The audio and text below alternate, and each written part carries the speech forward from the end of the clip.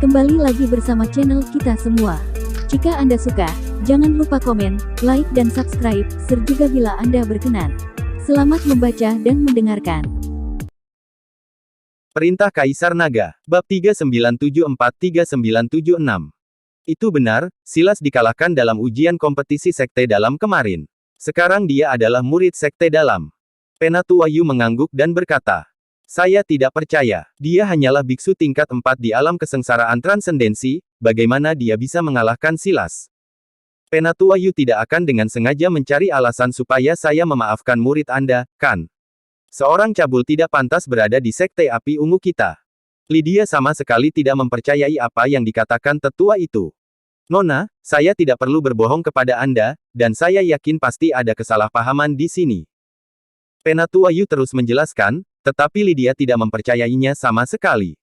"Jika kamu ingin aku mempercayainya, biarkan dia membandingkannya denganku. Jika orang ini bisa mengalahkan Silas, dia seharusnya setara denganku. Lydia ingin bersaing dengan Dev." Penatuayu tahu bahwa Lydia pasti ingin memberi pelajaran kepada Dev dengan bertarung. Lagi pula, dia sedang mandi dengan tenang, tapi dilihat langsung. Dia pasti sangat marah. Terlebih lagi, Lydia juga dikenal sebagai wanita yang sangat cantik. Biasanya sulit bagi orang lain untuk melihatnya, tetapi Dev benar-benar melihatnya telanjang. Wanita tertua sekarang berada di alam kesengsaraan transendensi tingkat 9. Anda akan segera mencapai puncaknya. Membiarkannya bersaing denganmu, bukankah akan menjadi terlalu menggertak? Penatuayu tidak tahu apakah Dev bisa mengalahkan Lydia, tapi dia tidak ingin keduanya bertarung. Tidak peduli siapa yang menyakiti siapa, itu tidak baik untuknya. Jika kami tidak berkompetisi, kita harus membutakannya hari ini dan mengusirnya dari Sekte Api Ungu, kata Lydia agresif. Penatuayu tampak tidak berdaya dan hanya bisa melihat ke arah Dev.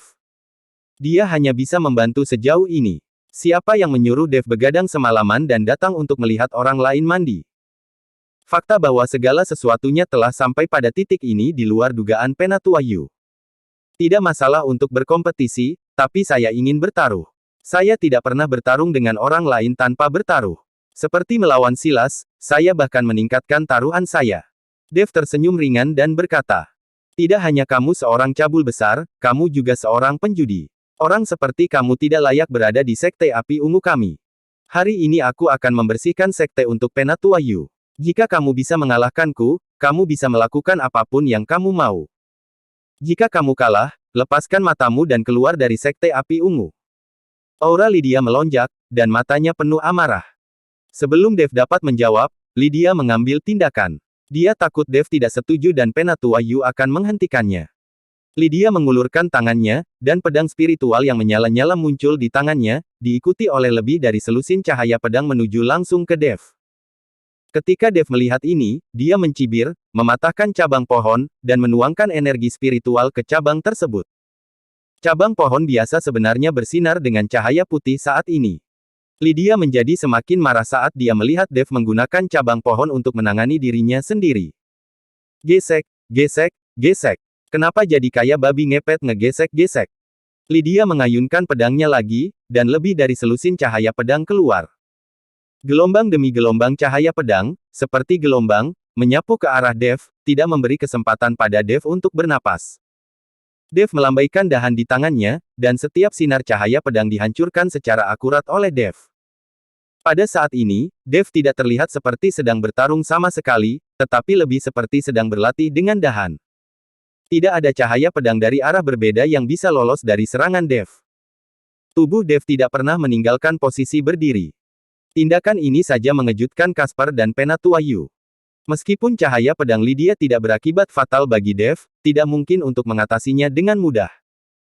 Ketika sinar terakhir dari cahaya pedang hancur, Dev menunjuk dengan cabang di tangannya. Seberkas cahaya putih keluar dengan cepat, Lydia terkejut dan cepat mundur, namun sudut bajunya masih ditembus oleh cahaya putih.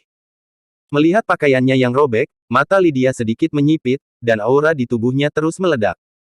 "Kamu benar-benar punya peluang. Tampaknya Silas kalah secara adil, tapi tidak mudah bagimu untuk menang melawanku." Lydia mendengus dingin, dan auranya keluar. Pedang spiritual api di tangan Lydia berubah menjadi dua warna pada saat ini. Api lavender jelas merupakan api rahasia dari Sekte Api Ungu. Api pamungkas rahasia Lydia jauh lebih kuat daripada api Silas, dan warna lavendernya lebih cerah dan jelas. Saat pedang spiritual Lydia diayunkan, sinar cahaya pedang mengarah ke Dev lagi. Tetapi pada saat ini, cahaya pedang menyala dengan nyala api, dan cahaya pedang dengan warna berbeda, coklat dan ungu, bergegas menuju Dev. Caspar melihat cahaya pedang yang menakutkan itu dan wajahnya menjadi sangat jelek. Jika dia sendiri berada dalam serangan ini, dia pasti akan dikalahkan. Penatua Yu juga sedikit mengernyit, berencana menghentikannya kapan saja. Tampaknya Lydia memiliki niat membunuh dan ingin menyiksa Dev sampai mati. Nona, saya harap Anda berbelas kasih dan tidak membahayakan hidup murid saya. Penatua Yu mengingatkan Lydia dengan keras. Lydia mendengus dingin dan berkata, saat aku mengambil tindakan dengan pedang spiritualku yang tak tertandingi, tidak ada kemungkinan untuk berhenti. Orang ini sangat sombong. Dia bahkan menggunakan dahan untuk bertarung denganku. Ini meremehkanku. Jadi aku hanya akan melepaskan kekuatanku. Dia akan melihat betapa kuatnya aku. Penatua Yu tampak tidak berdaya. Menghadapi biksu tingkat 9 di alam kesengsaraan transendensi, Dev tidak merespons dengan baik dan bahkan menggunakan cabang pohon dan menggunakannya sebagai senjata. Bukankah ini menganggap kompetisi ini sebagai permainan anak-anak? Adik laki-laki, kamu harus berhati-hati. Jangan gegabah. Perhatikan. Jika kamu tidak memiliki senjata, kamu dapat menggunakan pedangku untuk sementara. Caspar berkata, dan hendak melemparkan pedangnya ke arah Dev. Tapi siapa sangka Dev menggelengkan kepalanya dan berkata, saya menghargai kebaikan kakak laki-laki. Saya merasa cabang pohon lebih menguntungkan. Dev sebenarnya menolak Caspar dan masih menggunakan cabang itu untuk menahan serangan Lydia. Pergilah ke neraka. Mata Lydia membelalak karena marah, dan cahaya pedang menyala yang tak terhitung jumlahnya berputar ke arah Dev. Cahaya pedang dengan dua warna berbeda berputar bersama dan berubah menjadi ular spiritual dengan mulut terbuka dan berdarah. Nyala api yang tak berujung membuat seluruh halaman bersinar terang. Melihat teknik pedang Lydia dan api pamungkasnya, Dev benar-benar mengangkat sudut mulutnya. Baik itu seni pedang atau api pamungkas, masih ada kesenjangan besar antara Lydia dan Dev. Teknik pedang 9 bayangan Dev adalah teknik pedang kuno. Lydia bahkan belum menguasai klon 9 bayangan. Sedangkan untuk api pamungkas, Lydia bahkan lebih buruk lagi. Dev memiliki asal-muasal api, dan ada 5 jenis api pamungkas. Lydia hanya memiliki 2 jenis api pamungkas. Dev memegang cabang pohon di tangannya, dan jejak api es yang sangat dingin melesat ke dalamnya. Suhu di sekitar cabang langsung menjadi sangat dingin. Segera setelah itu, Dev menggunakan dahan pohon di tangannya untuk menyerang cahaya pedang yang berubah menjadi ular spiritual dan bergegas menuju mereka. Ketika ular spiritual ini menyentuh dahan di tangan Dev, mereka akan langsung dibekukan oleh api es di sekitarnya, lalu hancur berkeping-keping dan menghilang tanpa jejak. Caspar, Penatua Yu dan Lydia tercengang saat melihat pemandangan ini. Mereka tidak tahu metode apa yang digunakan Dev untuk memblokir serangan tajam Lydia, itu hanya dengan satu cabang pohon. Mereka bahkan tidak mengerti mengapa udara di sekitar Dev tiba-tiba menjadi sangat dingin. Dev jelas telah menguasai api pamungkas. Hanya dengan mengetahui keterampilan berbasis api seseorang dapat memasuki sekte api ungu. Jika tidak, Dev tidak akan mendekati pemimpin sekte lama untuk menemukan cara untuk mengabungkan api. Tapi Dev yang tahu cara menggunakan api pamungkas, sebenarnya bisa menggunakan metode yang membuat udara di sekitarnya menjadi sangat dingin. Ini di luar jangkauan kognisi mereka. Bukankah seharusnya hanya biksu yang mempraktikkan teknik berbasis es yang bisa mengeluarkan udara dingin seperti itu? Mereka sama sekali tidak memahami api es yang sangat dingin, mereka juga tidak mengetahui keberadaan api es yang sangat dingin. Kakak Zhu, kamu harus mengaku kalah. Kamu sama sekali bukan tandinganku. Jika kamu mengaku kalah sekarang, mungkin syarat yang aku usulkan tidak akan mempermalukanmu. Jika kamu tetap ingin bertarung, maka setelah aku memenangkanmu, aku mungkin akan meminta kamu untuk melepas pakaianmu dan menari di depanku. Dev memandang Lydia dan membujuk dengan senyuman di wajahnya.